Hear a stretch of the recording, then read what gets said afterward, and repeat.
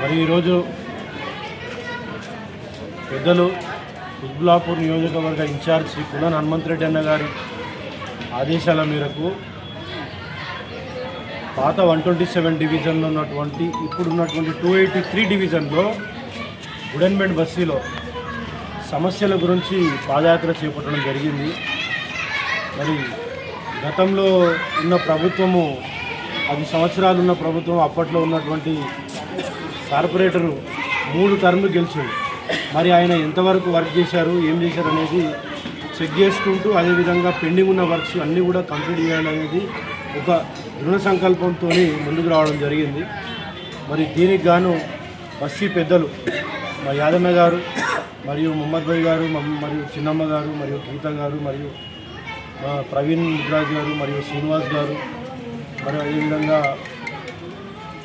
బస్తీ పెద్దలందరినీ కూడా సంప్రదించి ఏమేం ప్రాబ్లమ్స్ ఉన్నాయనేది బయటకు తీసుకొని దాన్ని ఫాలోఅప్ చేసి క్లియర్ చేయాల్సిన అవసరం మాకు ఎంతైనా ఉంది. కాబట్టి ముందుగా అన్నగారు చెప్పినటువంటి ఈ 11 ప్రాబ్లమ్స్ ఏవైతే చెప్పారో, ఇప్పుడు వాటర్ వర్క్స్ది, మళ్ళీ నెక్స్ట్ ఈ కేబులింగ్ది, మళ్ళీ నెక్స్ట్ మున్సిపల్ది, ఈ రోడ్లది ఆల్రెడీ రోడ్స్ శాంక్షన్ అయిపోయినాయి అన్న. మేము పెట్టాము, శ్రీనివాస్ గారు చెప్పడంతో పెట్టాము. అప్పుడు రోడ్స్ శాంక్షన్ అయిపోయినాయి. ఇంకా డ్రైన్ వర్క్స్ కూడా మా చిన్నమ్మ గారు చెప్పడంతో ఇంకా డ్రైన్ వర్క్స్ కూడా లెటర్ ఇచ్చాము, అది కూడా రెడీ అయిపోయింది.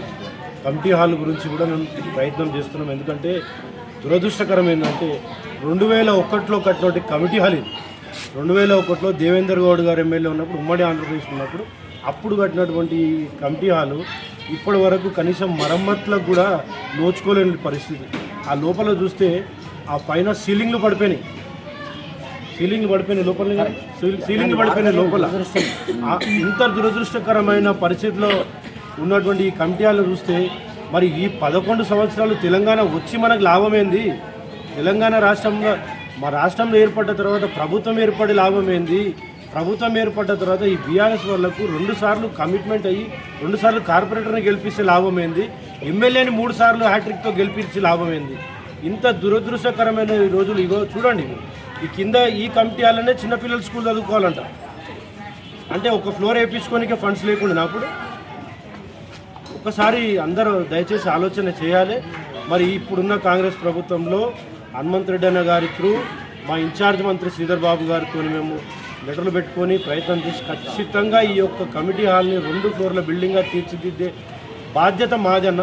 ఖచ్చితంగా మేము చేస్తాము, చేసి చూపెడతాం. ఇది ఈ యొక్క కమిటీ హాల్ మంచిగా ఉండాలి. కమిటీ హాల్ మంచిగా ఉంటేనే బస్తీలు అందరూ ఒక దగ్గర కూర్చొని మాట్లాడుకోనికే దేనికైనా కానీ అవసరం పడేది. ఇది మన చిన్న బస్తీలు, ఈ చిన్న బస్తీలలో మనకు ఇటువంటి